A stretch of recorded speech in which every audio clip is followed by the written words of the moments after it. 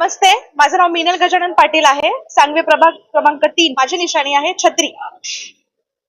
तर मी मागच्या 7-8 महिन्यापासून तर मी सगळ्या जनतेपर्यंत पोहोचलेलीच आहे. पण जेव्हापासून माझी निशाणी आली छत्री, तेव्हापासून सुद्धा मी माझ्या सर्व जनतेपर्यंत पोहोचली आहे.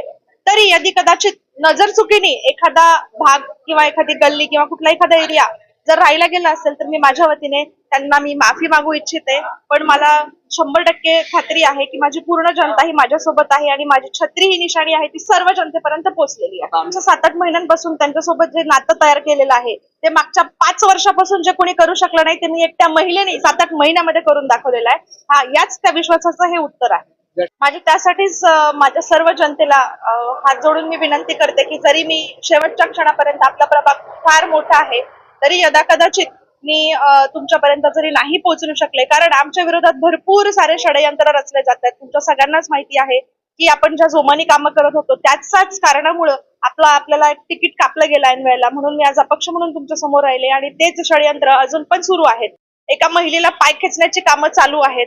नको त्या गोष्टी बोलल्या जातात आमच्या विरोधात.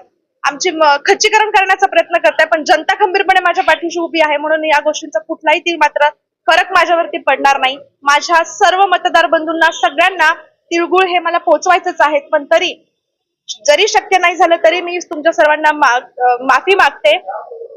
तुमच्या सर्वांचा साथ मला नक्कीच द्या 15 तारखेला. वेळ खूप कमी आहे, प्रभाग खूप मोठा आहे. महिला सक्षमीकरणासाठी मी भरपूर साऱ्या मीटिंग पण घेतलेल्या आहेत आणि त्यांच्यासाठी आपल्याला खूप चांगल्या प्रमाणात रोजगार सुद्धा उपलब्ध करून द्यायचा आहे. आपल्या सांगवी प्रभागाला विकासाच्या दिशेने घेऊन जाण्यासाठी जो पण मी आराखडा तयार केलेला आहे तर त्या आराखड्यामध्ये सगळ्यात पहिला जो प्रश्न असेल तर तो आहे माझा पाण्याचा.